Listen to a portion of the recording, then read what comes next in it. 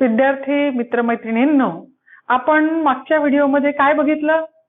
आपण मागच्या व्हिडिओमध्ये आर्थिक नियोजन म्हणजे काय, म्हणजेच आर्थिक नियोजनाची आपण व्याख्या बघितली होती. त्यानंतर आर्थिक नियोजनाची वैशिष्ट्ये आपण बघितली होती आणि आर्थिक नियोजनाची गरज किंवा आवश्यकता का आहे, तर त्या संदर्भात आपण मागच्या व्हिडिओमध्ये अभ्यास केला होता. आज आपण या ठिकाणी पाहणार आहोत आर्थिक नियोजनाची उद्दिष्टे. Objectives of economic planning. आर्थिक नियोजनाची उद्दिष्टे आपण आज या व्हिडिओमध्ये पाहणार आहोत. आपण पाहिलं की आर्थिक नियोजन जेव्हा राबविलं जात असतं तेव्हा देशाचा जलद गतीने आर्थिक विकास व्हावा, देशातील लोकांचं महत्तम सामाजिक कल्याण जे आहे ते साधलं जावं, राष्ट्रीय उत्पन्नात वाढ व्हावी, प्रतिव्यक्ती उत्पन्नात वाढ व्हावी, रोजगारामध्ये वाढ व्हावी, या सर्व दृष्टिकोनातून आर्थिक नियोजन जे आहे ते आखलं जात असतं. आर्थिक नियोजनामध्ये नियोजनाची आखणी करणे आणि अंमलबजावणी करणे हे प्रमुख दोन गोष्टी आपण पाहिल्या होत्या. आणि आर्थिक नियोजनात राबवत असताना काही विशिष्ट जी उद्दिष्टे आहे ते उद्दिष्टे निर्धारित केली जातात. आपण भारतीय नियोजन मंडळाची व्याख्या देखील मागच्या पिरियडला बघितली होती की पूर्व नियोजित जी सामाजिक उद्दिष्टे आहे, ही सामाजिक उद्दिष्टे पूर्ण करण्यासाठी देशामध्ये जी उपलब्ध साधन सामग्री आहे त्या साधन सामग्रीचा पुरेपूर वापर करण्यासाठी जी पद्धती वापरली जाते त्या पद्धतीला आपण काय म्हणतो? आर्थिक नियोजन असं म्हणतो. तर साधारणपणे आर्थिक नियोजन जेव्हा राबवली जातं तेव्हा ते आर्थिक नियोजन राबवित असताना काही प्रमुख उद्दिष्टे असतात. त्या उद्दिष्टांचं 3 भागामध्ये वर्गीकरण केलं जातं. आर्थिक नियोजनाची जी उद्दिष्टे आहे त्या आर्थिक नियोजनाच्या उद्दिष्टांचं 3 भागामध्ये प्रामुख्याने वर्गीकरण केलं जातं. त्यामध्ये नियोजनाची राजकीय उद्दिष्टे, नियोजनाचे राजकीय उद्दिष्टे, त्यानंतर नियोजनाची आर्थिक उद्दिष्टे आणि नियोजनाची सामाजिक उद्दिष्टे, अशी 3 प्रकारची जी उद्दिष्टे आहे ती प्रामुख्याने नियोजनामध्ये आपल्याला दिसून येते. ते नियोजन जेव्हा आखलं जातं तेव्हा ही 3 उद्दिष्टे डोळ्यासमोर ठेवून नियोजन राबविलं जात असतं. तर आपण या व्हिडिओमध्ये किंवा आजच्या तासामध्ये आपण नियोजनाची जी उद्दिष्टे आहे ती उद्दिष्टे अभ्यासणार आहोत. तर आपण पहिलं जे उद्दिष्ट आहे नियोजनाचं राजकीय उद्दिष्ट, ज्याला आपण पॉलिटिकल ऑब्जेक्टिव्ह असं म्हणतो. Political objective.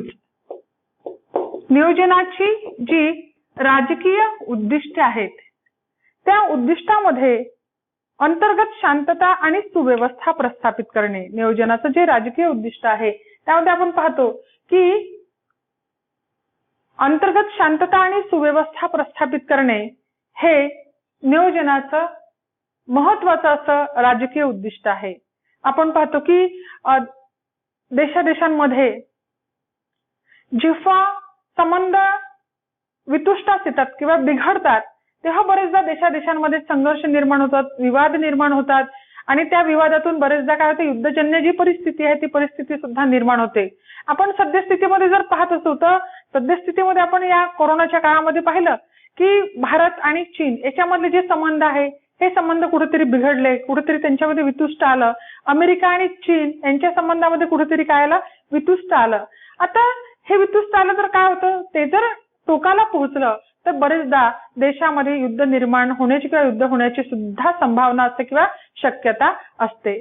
तर अशा वेळी देशामध्ये परकीय जी शत्रूपासून होणारं आक्रमण आहे त्या आक्रमणापासून देशाचा बचाव करायचा आहे सरकारला आणि सोबतच अंतर्गत शांतता आणि सुव्यवस्था जी आहे ती सुद्धा राखायची आहे.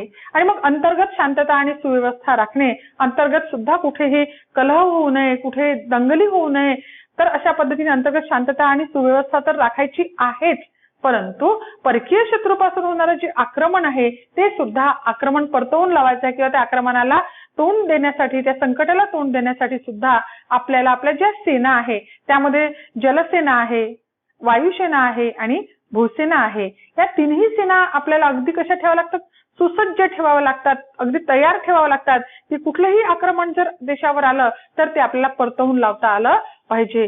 कारण असं आपण म्हणतो की संरक्षणाच्या बाबतीमध्ये जर आपण आत्मनिर्भर नसू किंवा स्वयंपूर्ण नसू किंवा स्वावलंबी नसू, जर आपल्याला दुसऱ्या देशाकडून संरक्षणाच्या संदर्भात मदत घ्यावी लागत असेल तर अशा वेळी आपला देश कोणत्याही वेळी गुलामगिरीमध्ये जाऊ शकतो.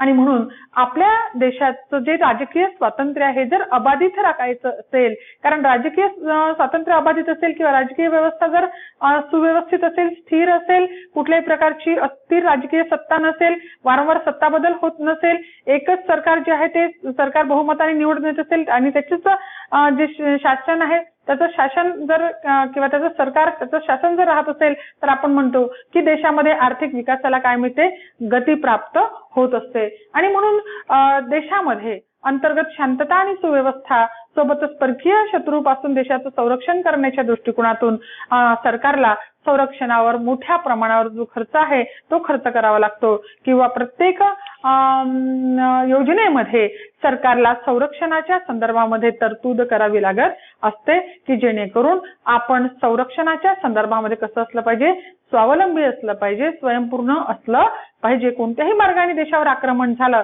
तर आपण ते आक्रमण परतवून लावू शकलो पाहिजे. तर अशा दृष्टीने राजकीय जे उद्दिष्ट आहे ते राजकीय उद्दिष्ट आहे अंतर्गत शांतता आणि सुव्यवस्था प्रस्थापित करणे, अधिक परकीय शत्रूपासून देशाचं संरक्षण करणे. अंतर्गत शांतता देखील तितकीच महत्वाची असते. जर वारंवार देशामध्ये विविध जाती, पंथ, धर्म असे विविध लोक तिथे राहतात, कुठल्याही प्रकारे कलह होऊ नये आणि त्यामुळे दंगली, जातीय दंगली होऊ नये आणि कुठेही देशाचं जे वातावरण आहे ते वातावरण गढूळ होऊ नये, ते वातावरण शांतता प्रिय राहावा किंवा शांततामय राहावं यासाठी सरकारला प्रयत्न करावे लागत असतात.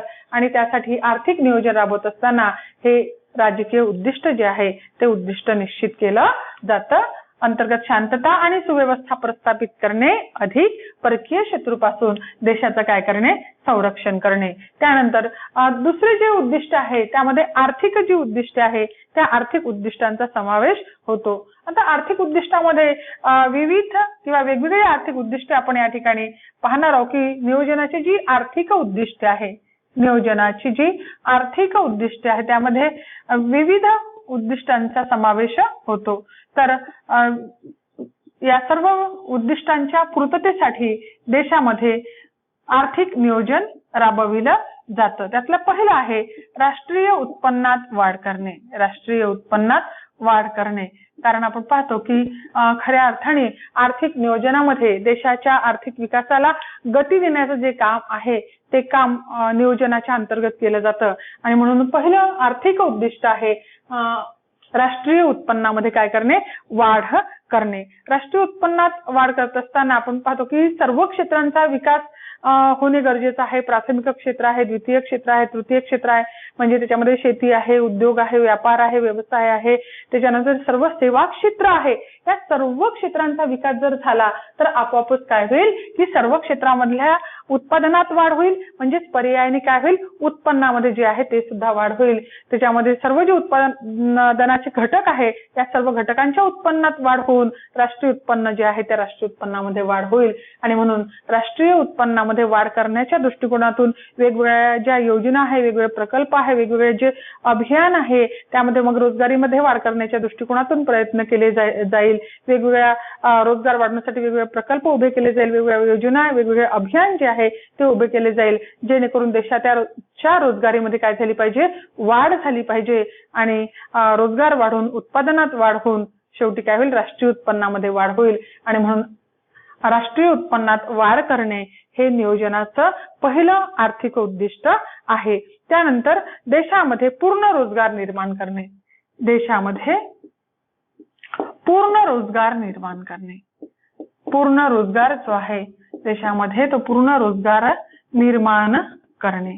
देशामध्ये रोजगारीमध्ये वाढ करणे किंवा पूर्ण रोजगार जो आहे तो पूर्ण रोजगार निर्माण करणे. तर आपण काल परवाही मागच्या ऑडिओमध्ये पाहिलं की देशामध्ये पूर्ण रोजगार तर निर्माण करणे शक्य होणार नाही, परंतु देशामध्ये जास्तीत जास्त लोकांना काय मिळालं पाहिजे, काम मिळालं पाहिजे, बेकारीचं प्रमाण, बेरोजगारीचं प्रमाण जे आहे ते कमी असलं पाहिजे. जेवढी काही कार्यक्षम लोकसंख्या आहे, ज्यांच्यामध्ये काम करण्याची पात्रता आहे, त्या सर्व लोकांना जर देशामध्ये कामाच्या संधी प्राप्त होत असेल तर त्याला आपण म्हणतो देशामध्ये पूर्ण रोजगार आहे.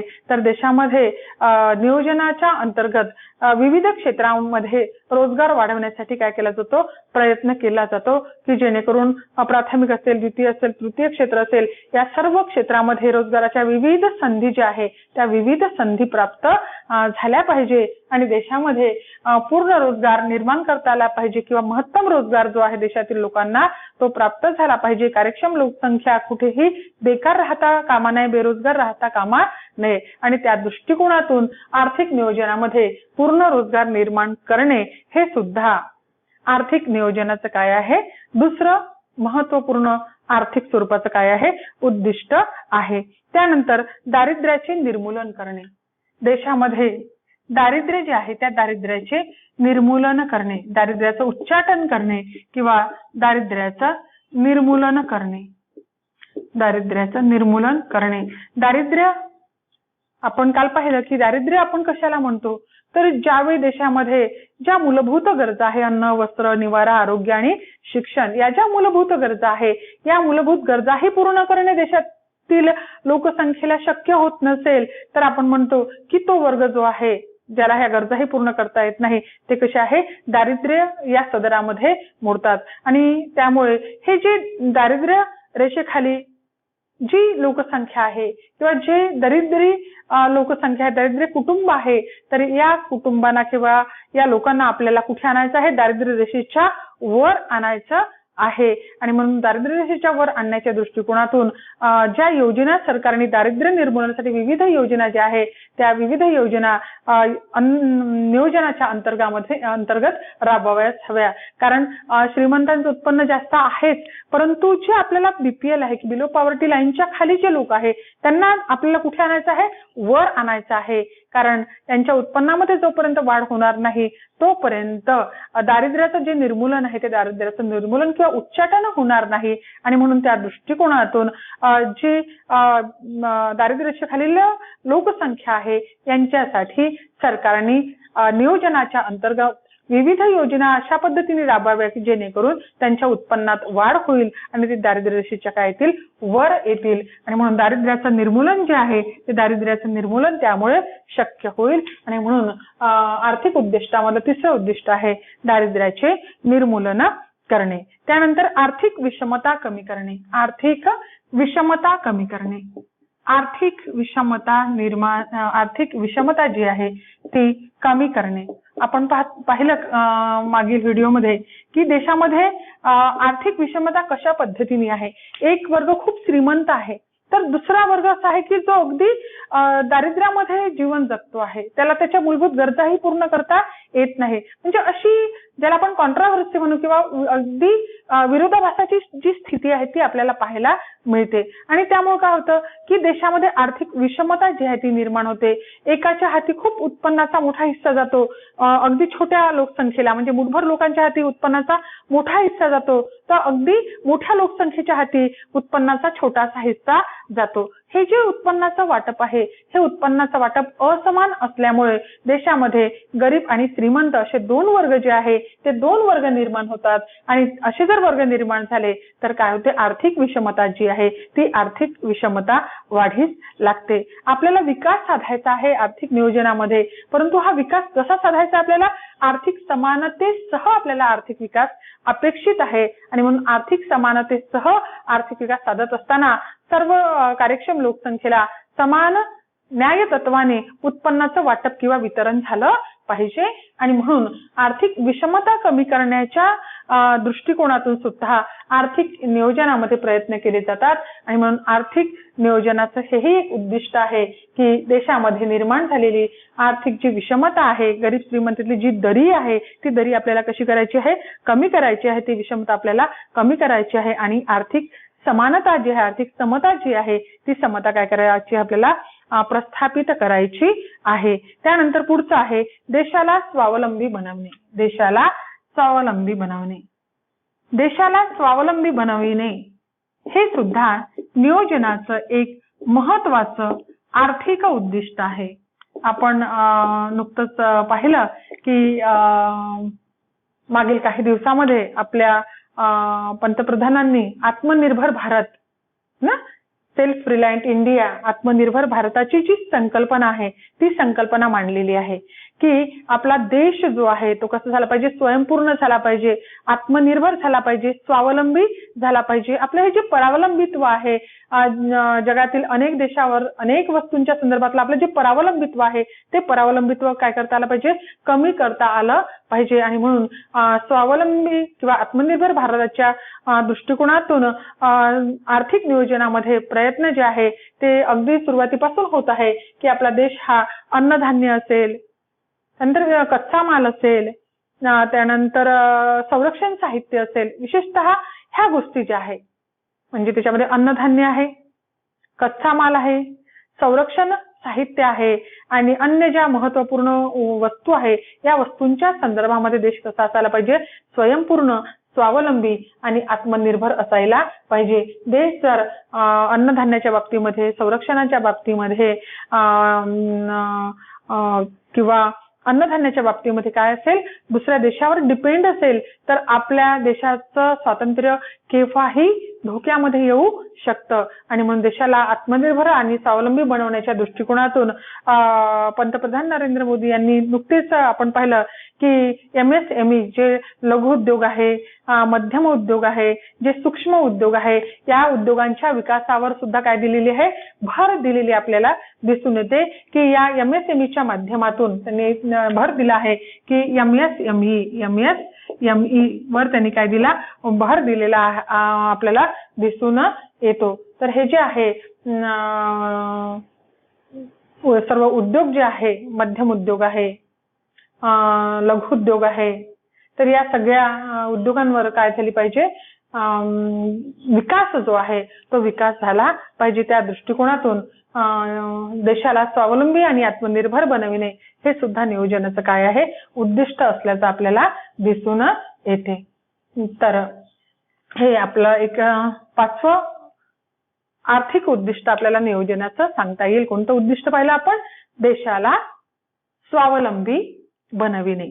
काही वस्तू आपण पाहतो की अगदी आपल्या देशामध्ये उत्पादित होऊ शकतात तरी सुद्धा आपण दुसऱ्या देशावर त्या वस्तूंच्या संदर्भामध्ये डिपेंड असतो. आणि आपण या कोरोना काळामध्ये पाहिलं की अनेक वस्तूच्या संदर्भामध्ये आपल्याला मग जेव्हा देशामधल्या ज्या सीमारेषा आहेत त्या बंद होऊन गेल्या, संपर्क जेव्हा एका देशाचा दुसऱ्या देशाशी या काळामध्ये तुटून गेला, विमान सेवा कोलॅप्स झाल्या, तर अशा वेळी आपल्या किती अडचणी, अनंत अडचणी ज्या आहेत त्या निर्माण झाल्या. कारण आपण औषधाच्या संदर्भामध्ये असेल किंवा अन्य विविध इलेक्ट्रॉनिक्सच्या वस्तूच्या संदर्भामध्ये असेल, इंजिनिअरिंग वस्तूच्या संदर्भात असेल, तर अनेक वस्तूच्या संदर्भात जेव्हा आपण दुसऱ्या देशावर डिपेंड राहतो तेव्हा मग अशी किती अनंत अडचणींचा सामना आपल्याला करावा लागतो हे आपण या काळामध्ये पाहिलं आहे. तर त्यासाठी देश स्वावलंबी, आत्मनिर्भर आणि स्वयंपूर्ण बनविण्याची सुद्धा काय असते, गरज असते. आणि त्यामुळे आर्थिक उद्दिष्टामध्ये याही उद्दिष्टाचा काय होत असतो, समावेश होत असतो. त्यानंतर आधुनिकीकरणात वाढ करणे. पुढचं आहे आधुनिकीकरणात वाढ करणे. आधुनिकीकरणात वाढ करणे. आधुनिकीकरणात वाढ करणे. आपण पाहिलं की समजा आपल्याला स्पर्धा करायची आहे, आपल्याला विविध देशांशी जेव्हा स्पर्धा करायची असते तेव्हा विविध देशांशी स्पर्धा करत असताना आपल्याला त्या स्पर्धेमध्ये टिकून राहता आलं पाहिजे. आपल्याला त्या देशाच्या वस्तूंशी काय करता आली पाहिजे, स्पर्धा करता आली पाहिजे. जागतिक बाजारपेठेमध्ये आपल्या वस्तूला मागणी असली पाहिजे. यासाठी आपल्याला काय करावं लागेल की उत्पादन जेव्हा आपण करतो आहे, वस्तूंचं उत्पादन जेव्हा आपण करतो आहे तेव्हा त्याचा जो दर्जा आहे तो दर्जा कसा असायला पाहिजे, अगदी चांगला दर्जा असायला पाहिजे. आणि हा जर दर्जा चांगला असेल तर आपोआपच मग तुम्हाला विदेशी बाजारपेठांमध्ये तुमच्या वस्तूला, तुमच्या मालाला काय राहील, चांगली मागणी राहील. आणि त्यामुळे आधुनिकीकरणाची कास आपण धरली पाहिजे.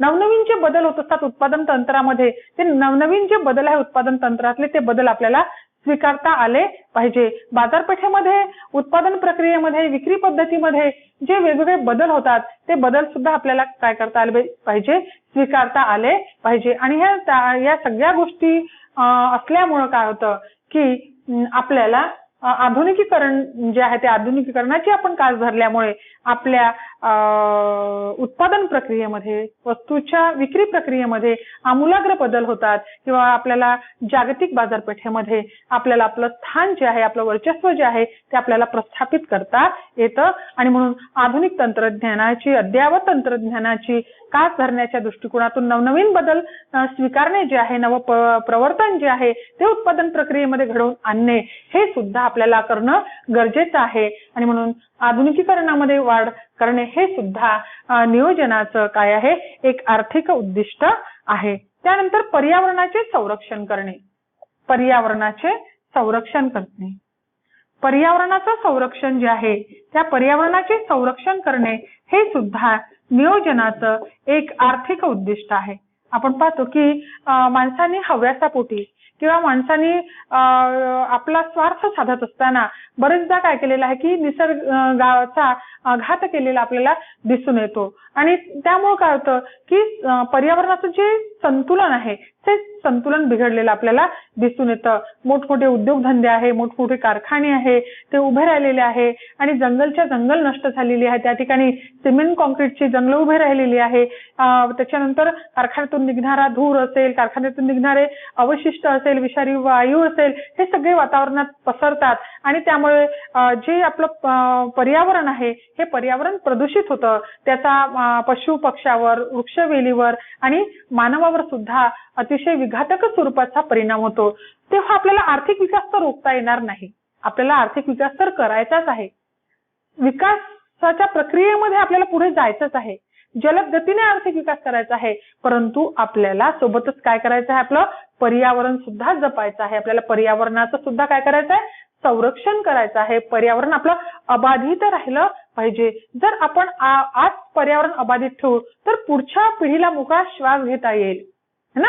नाहीतर काय होईल की आपण पुढच्या पिढीला मोकळा श्वासही घेण्यासाठी आपण शुद्ध ऑक्सिजन देणार नाही किंवा शुद्ध हवा सुद्धा देणार नाही. आणि म्हणून ह्या सगळ्या गोष्टी आपल्याला पर्यावरण जपायचे आहे, जंगलं आपल्याला जपायचे आहे, आपल्या नद्या आपल्याला सुरक्षित ठेवायच्या आहे. ह्या सगळे जे घटक असेल पर्यावरणातले, जमीन आहे, नद्या आहे, पर्वत आहे, पठार आहे, खाणी आहे, जंगलं आहे, हे सगळं आपल्याला कसं ठेवायचं आहे, सुरक्षित ठेवायचं आहे. यांना सुरक्षित ठेवून आपल्याला आर्थिक विकास जो आहे तो साधायचा आहे. आणि म्हणून पर्यावरणाचं संरक्षण करणे हे सुद्धा नियोजनाचं आर्थिक उद्दिष्ट आहे. पर्यावरणाच्या संरक्षणासाठी विविध प्रकारचे जे कायदे आहेत ते कायदे सुद्धा देशामध्ये निर्माण झालेले आहे. त्या कायद्याचा आपण अवलंब केला पाहिजे, ते कायद्याचं आपण पालन केलं पाहिजे आणि तरच आपलं पर्यावरण जे आहे ते अबाधित राहील किंवा संरक्षित राहील. तर पर्यावरणाचं संरक्षण करणे हे सुद्धा नियोजनाचं काय आहे, मग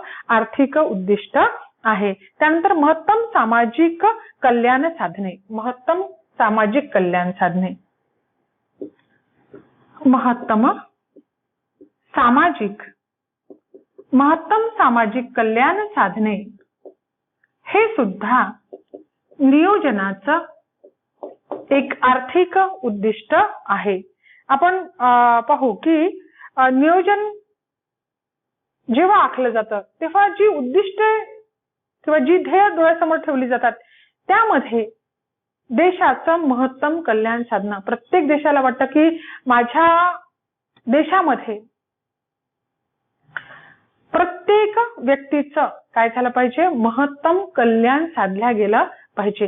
कारण आपण ते सरकार आदर्श सरकार समजतो की जे सरकार जनतेचं काय साधेल, महत्तम कल्याण साधेल, ते सरकार आपण आदर्श सरकार समजतो. आणि म्हणून महत्तम सामाजिक जे कल्याण आहे हे महत्तम सामाजिक कल्याण साधत असताना देशातील लोकांना तुम्हाला काय द्यायचं आहे की सुरक्षितता द्यायची आहे, त्यांचं महत्तम कल्याण साध्य करायचं आहे, त्यांच्या उत्पन्नामध्ये वाढ करायची आहे, त्यांच्या राहणीमानामध्ये वाढ करायची आहे, त्यांच्या शैक्षणिक दर्जामध्ये वाढ करायची आहे, त्यांना विविध सामाजिक सुरक्षिततेची जी हमी आहे ती हमी सुद्धा आपल्याला द्यायची आहे. तर हे सगळं करण्यासाठी आपल्याला महत्तम सामाजिक कल्याणाचा जो हेतू आहे किंवा जे उद्दिष्ट आहे ते उद्दिष्ट सुद्धा आपल्याला काय करायला लागेल, डोळ्यासमोर ठेवून आपलं जे नियोजन आहे ते नियोजन राबवावं लागेल. कारण सरकार म्हणजे आपली प्रातिनिधिक संस्था आहे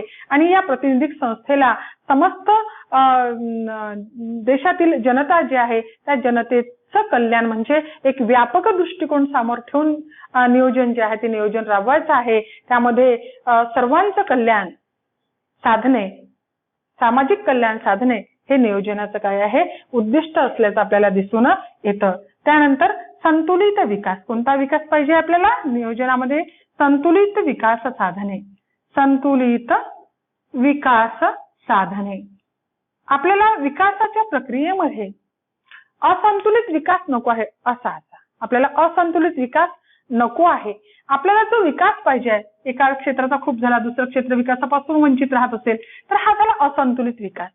आपल्याला जो विकास पाहिजे आहे तो कसा पाहिजे आहे, हा असा विकास पाहिजे संतुलित विकास. सर्व क्षेत्राचा एका स्तरावरचा विकास, एका लेव्हलने विकास आपल्याला पाहिजे आहे, ना की आपल्याला एका क्षेत्राचा खूप विकास झाला दुसरं क्षेत्र विकासापासून वंचित राहिलं, एका राज्याचा खूप विकास झाला दुसरं राज्य विकासापासून कसं राहिलं, वंचित राहिलं, तर त्याला आपण काय म्हणू, असंतुलित विकास झाला. त्याला आपण काय म्हणू, असंतुलित विकास झाला. तर आपल्याला सर्व क्षेत्राचा, सर्व राज्याचा, सर्व प्रदेशांचा विकास साधायचा आहे आणि तोही कसा साधायचा आहे, संतुलित स्वरूपाचा जो विकास आहे तो विकास आपल्याला साधायचा आहे. आणि म्हणून संतुलित विकास साध्य करणे, संतुलित विकास साधणे हे सुद्धा नियोजनाचं एक महत्वपूर्ण असं काय आहे, आर्थिक उद्दिष्ट आहे.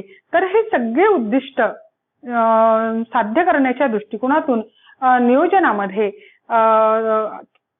नियोजन राबवत असताना ह्या सगळ्या गोष्टी ज्या आहे या सर्व गोष्टींवर काय दिला जातो, भर दिला जातो. आणि ही उद्दिष्टे साध्य केल्यास नक्कीच काय होतं, नियोजन जे आहे ते आपलं यशस्वी होत असतं. आणि म्हणून ही सगळी उद्दिष्टे साध्य करणे हे सुद्धा नियोजन राबवत असताना महत्वाचं ठरतं. आणि शेवटचं आपण पाहणार आहोत या ठिकाणी नियोजनाची सामाजिक उद्दिष्टे.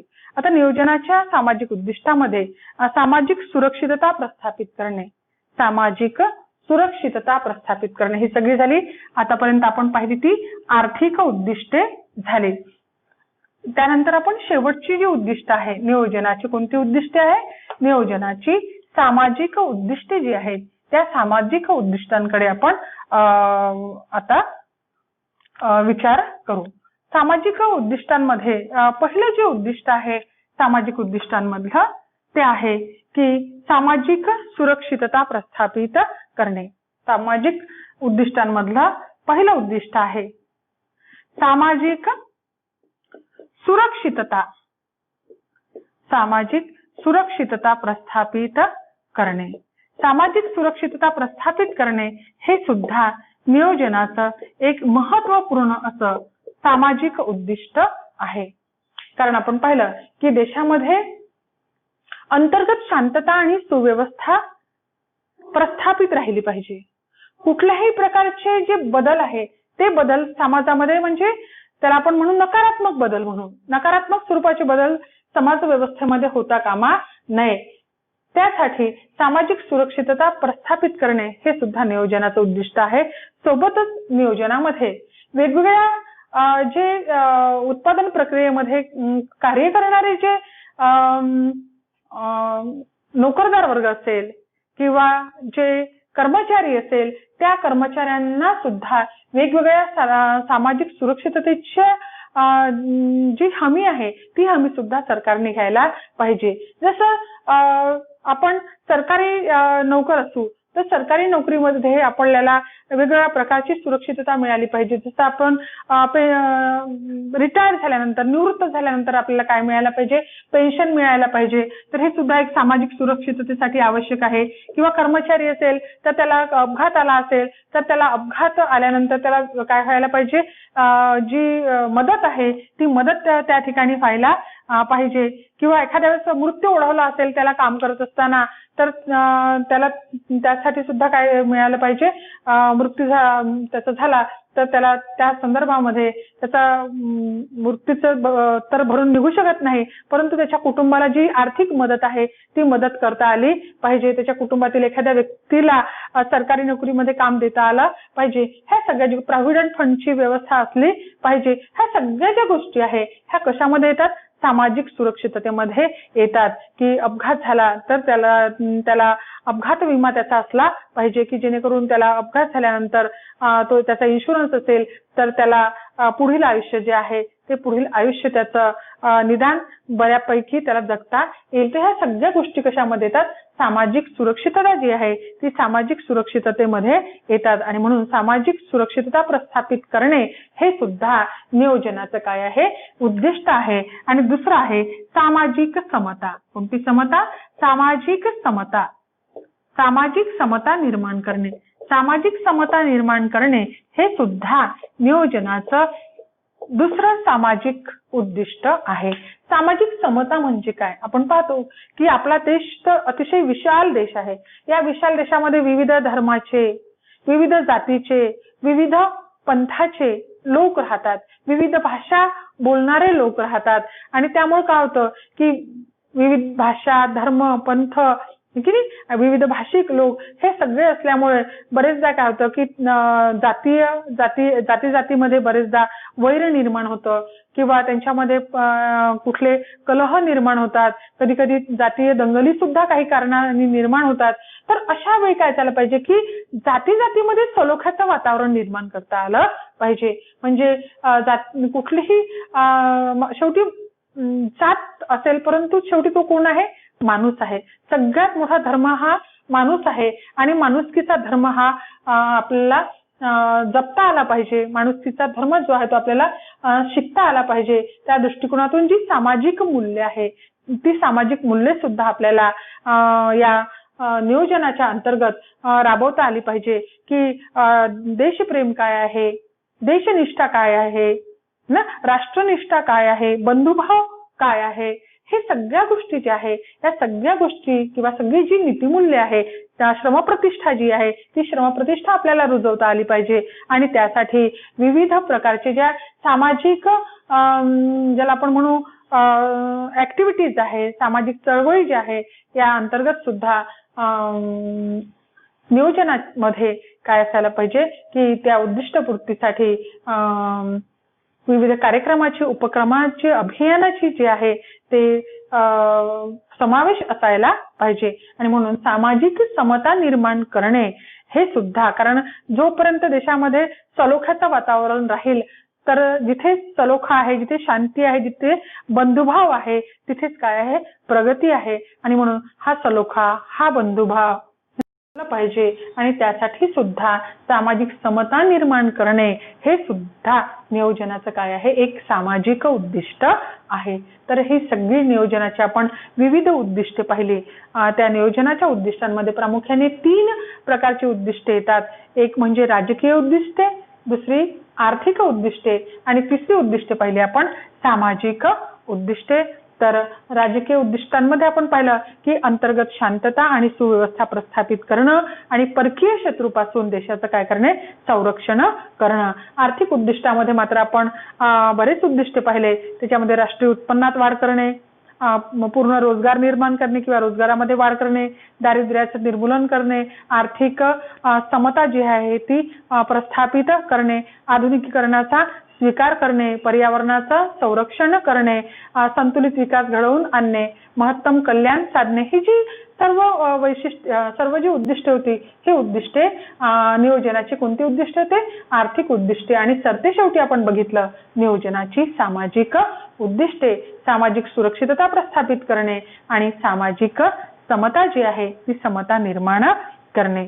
तर आता नियोजनाच्या या उद्दिष्टानंतर आपण थोडासा एक आढावा घेऊ की नियोजनाच्या यशस्वीतेसाठी कोणकोणत्या बाबी प्रामुख्याने आवश्यक असतात. तर त्यामध्ये एकतर सांख्यिकीय जी माहिती आहे ती आवश्यक असते. नियोजनासाठी आवश्यक ज्या बाबी आहे त्या नियोजनासाठी आवश्यक बाबींमध्ये आपण हे धावताच पाहणार आहोत.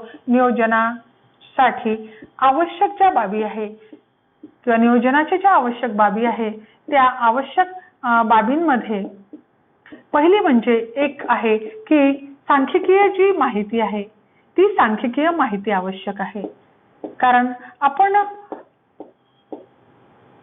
जेव्हा नियोजन राबवतो तर आपल्याला आकडेवारी माहिती असणं गरजेचं आहे की नेमकं शेती क्षेत्र असेल, उद्योग क्षेत्र असेल, सेवा क्षेत्र असेल, तर या सर्व क्षेत्रासंदर्भामधली जी आकडेवारी आहे ती आकडेवारी जर आपल्या डोळ्यासमोर असेल तर आपण त्या पद्धतीने नियोजन राबवू शकू. जसं शेतीचा राष्ट्रीय उत्पन्नातला हिस्सा कमी आहे, सेवा क्षेत्राचा जास्त आहे, तर मग आपण कशावर भर दिला पाहिजे, आपण शेती विकासावर भर दिला पाहिजे. हे आपण का केलं तर आपल्याला आकडेवाऱ्या ज्या आहेत त्या माहिती होत्या की राष्ट्रीय उत्पन्नात शेतीचा हिस्सा इतका आहे, उद्योगाचा इतका आहे, सेवा क्षेत्राचा इतका आहे आणि मग कोणतं क्षेत्र आपलं कमकुवत आहे तर त्या क्षेत्रावर आपण काय दिली पाहिजे, भर दिली पाहिजे. त्यासाठी मग सांख्यिकीय जी माहिती आहे ही माहिती आवश्यक असते. त्यानंतर नियोजनाची जी उद्दिष्टे आहे ते नियोजनाची उद्दिष्टे सुद्धा अतिशय महत्त्वाची असतात. त्यानंतर नियोजनाची जी उद्दिष्टे आहे नियोजनामध्ये उद्दिष्ट जी आहे ती सुद्धा नियोजनाची जी उद्दिष्टे आहे ही उद्दिष्टे सुद्धा आवश्यक असतात. कारण उद्दिष्टांशिवाय नियोजन असूच शकत नाही. नियोजन जेव्हा तुम्ही कुठल्याही गोष्टीचं करता तर काहीतरी तुमचं काय असते, ध्येय असते, उद्दिष्ट असते. त्या ध्येयपूर्तीसाठी त्या उद्दिष्टपूर्तीसाठीच नियोजन राबविलं जातं आणि म्हणून नियोजनाची काय असायला पाहिजे, उद्दिष्ट असायला पाहिजे. त्यानंतर नियोजनामध्ये व्यापकता असायला पाहिजे. नियोजनामध्ये काय असायला पाहिजे, व्यापकता असायला पाहिजे. नियोजन हे व्यक्तिनिष्ठ नसतं तर नियोजन हे समाजनिष्ठ असतं. कारण आपण पाहिलं की महत्तम सामाजिक कल्याण साधने हे नियोजनाचं उद्दिष्ट आहे. म्हणजे नियोजन राबवत असताना एक व्यक्ती, एक प्रदेश किंवा एक राज्य किंवा एक क्षेत्र सामोरं नसतंच तर काय सामोरं असतं, संपूर्ण देश, संपूर्ण देश सामोरं ठेवून नियोजन राबवावं लागत असतं. म्हणजेच नियोजनामध्ये काय असते, व्यापकता जी आहे ती व्यापकता असलेलं आपल्याला दिसून येते. त्यानंतर नियोजनासाठी जनतेचं सहकार्य खूप महत्वाचं आहे. जनतेचे सहकार्य. कोणतीही योजना जर तुम्हाला यशस्वी करायची असेल तर ती जनतेच्या सहभागाशिवाय, जनतेच्या सहकार्याशिवाय यशस्वी होऊच शकत नाही.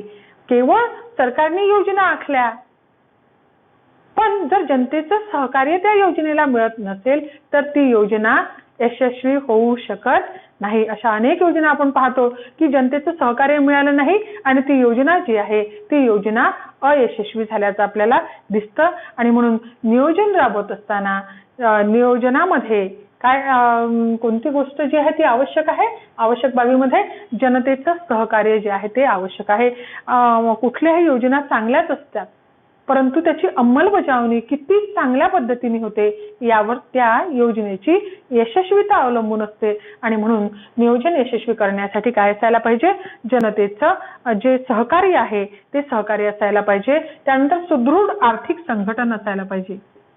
सुदृढ आर्थिक संघटना, सुदृढ आर्थिक संघटन जे आहे ते सुद्धा महत्वाचं आहे की कारण आर्थिक विकास देशाचा घडवून आणायचा आहे तर देशातल्या ज्या आर्थिक संघटना आहे, ज्या आर्थिक संस्था आहे त्या कशा असायला पाहिजे, सुदृढ असायला पाहिजे. जशा बँका आहे, वित्त संस्था आहे, या देशाच्या आर्थिक संस्था आहे. यांच्या ह्या जितक्या सुदृढ असतील तितकं काय होईल की देशामध्ये व्यापारासाठी, उद्योगासाठी, व्यवसायासाठी, कारखान्यासाठी मिळणारं जे भांडवल आहे हे आपल्याला कसं मिळेल, पर्याप्त प्रमाणामध्ये मिळेल, पुरेशा प्रमाणामध्ये मिळेल आणि देशाच्या विकासाला मग काय होईल, गती प्राप्त होईल. म्हणजेच देशामधलं जे आर्थिक संघटन आहे, देशामधल्या ज्या आर्थिक संस्था आहे, वित्त संस्था आहे, बँका आहे यांची स्थिती सुद्धा कशी असायला पाहिजे, सुदृढ स्वरूपाची असायला पाहिजे. त्यानंतर राजकीय स्थैर्य असायला पाहिजे. कोणतं स्थैर्य असायला पाहिजे, राजकीय स्थैर्य असायला पाहिजे. जर देशामध्ये राजकीय अस्थैर्य असेल तर नियोजन यशस्वी होत नाही. जर देशामध्ये कोणतं स्थैर्य असेल, राजकीय अस्थैर्य असेल तर नियोजन यशस्वी होत नाही. कारण वारंवार जर सत्ता बदल होत असेल तर काय होईल की समजा मागच्या सरकारने चांगली एखादी योजना आखली आणि जर सरकार हे दीर्घकाळासाठी नसेल, आपण पाहिलं की सरकार जर बहुमतातलं असेल तर ते सरकार मग 5 वर्ष टिकतं. परंतु जर सरकार त्रिशंकू असेल, तर त्रिशंकू सरकार असेल, 2-3 पक्ष एकत्र येऊन जर सरकार स्थापन झालं असेल तर हे सरकार केव्हाही कोलॅप्स होऊ शकतं, केव्हाही ते सरकार जे आहे ते डळमळून होऊ शकतं आणि अशा वेळी मग देशामध्ये काय होते, आर्थिक डामाडोल सुरू होते, राजकीय अस्थिरता जी आहे ती राजकीय अस्थिरता निर्माण होते आणि राजकीय अस्थिरतेचा परिणाम जो आहे तो आर्थिक विकास प्रक्रियेवर होत असतो आणि म्हणून देशामध्ये राजकीय स्थिरता असणं सुद्धा नियोजनाच्या यशस्वीतेसाठी काय आहे, आवश्यक बाब आहे. सत्ता बदल त्याच्यामध्ये असू नये, कारण सत्ता बदल जर होत राहिला तर मागच्या योजना बारगळतात, पुढची योजना तयार होते, पुढची योजना सुरू झाली आणि नंतर पुढचं सरकार पुन्हा आलं काही काळानंतर तर ह्या सगळ्या योजना ज्या आहेत त्याही पूर्ण होत नाही किंवा त्या तडीच जात नाही आणि म्हणून त्यासाठी काय पाहिजे, राजकीय जे स्थैर्य आहे ते सुद्धा आवश्यक पाहिजे. त्यानंतर उच्च कोटीचं राष्ट्रीय चारित्र्य पाहिजे. खूप महत्वाचा घटक आहे हा, की तुमच्या जवळ उच्च कोटीचे कोणते चारित्र्य म्हणू आपण, राष्ट्रीय चारित्र्य. उच्च कोटीचं कोणतं चारित्र्य, राष्ट्रीय चारित्र्य. उच्च कोटीचं राष्ट्रीय चारित्र्य तुमच्याजवळ असायला पाहिजे. उच्च कोटीचं जर राष्ट्रीय चारित्र्य तुमच्याजवळ असेल तर योजना यशस्वी होतात.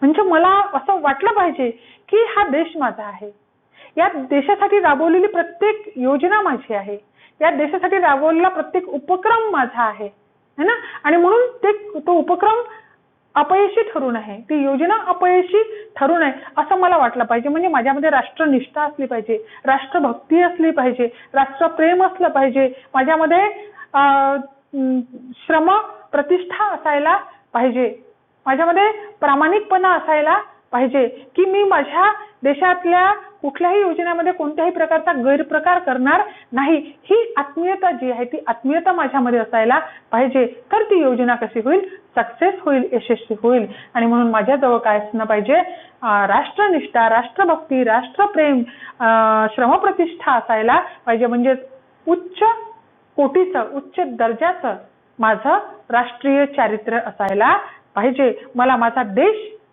कसा वाटला पाहिजे, मोठा वाटला पाहिजे. जसं आपण म्हणतो की देश हा देव असे माझा, तर त्या पद्धतीनं आपण आपल्या देशाला जसं माता म्हणतो तर मातेच्या संरक्षणासाठी आणि मातेच्या मस्तक जे आहे ते अधिक उन्नत करण्यासाठी मला काय करावं लागेल, माझ्या योजना यशस्वी कराव्या लागतील. म्हणजेच उच्च कोटीचं राष्ट्रीय चारित्र्य जे आहे ते चारित्र्य सुद्धा असणं गरजेचं आहे. आणि शक्तिशाली आणि कार्यक्षम सरकार पाहिजे. शक्तिशाली, आपण आठवं एक वैशिष्ट्य या ठिकाणी पाहू की शक्तिशाली आणि कार्यक्षम सरकार. शक्तिशाली व कार्यक्षम काय पाहिजे, सरकार पाहिजे. म्हणजे सरकार हे पॉवरफुल असायला पाहिजे, शक्तिशाली असायला पाहिजे आणि ते इफिशियंट सुद्धा असायला पाहिजे.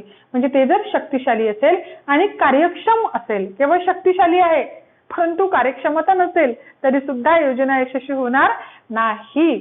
शक्तिशाली सोबतच काय पाहिजे, कार्यक्षम सुद्धा पाहिजे.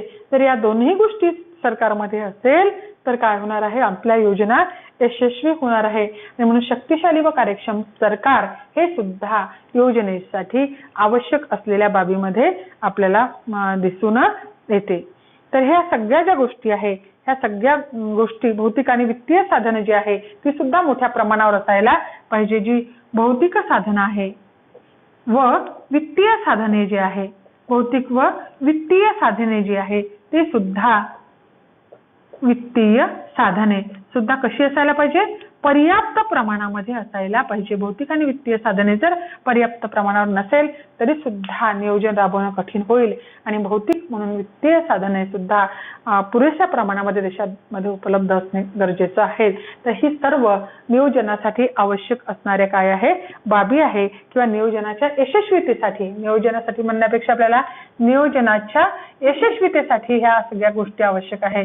नियोजनाच्या यशस्वीतेसाठी, नियोजन जर आपल्याला यशस्वीपणे राबवायचं असेल तर नियोजनाच्या यशस्वीतेसाठी ह्या सर्व गोष्टी कशा आहे, आवश्यक स्वरूपाच्या आहे. ह्या सर्व गोष्टी असेल तर नियोजन काय होतं, यशस्वी होतं.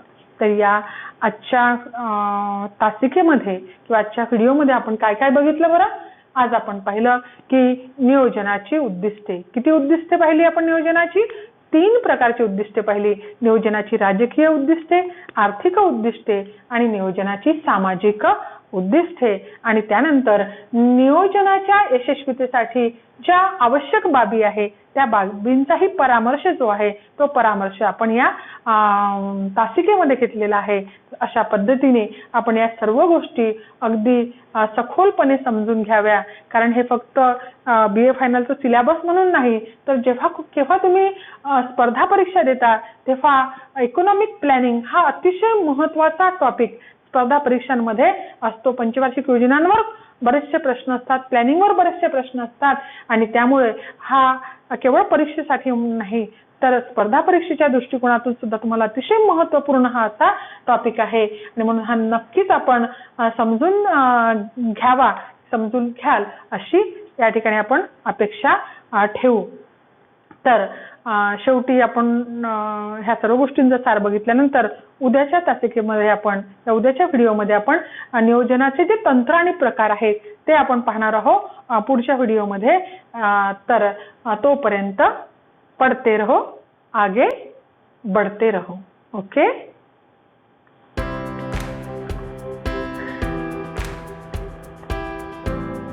किती मिनिटाचा झाला का माहित बाबू.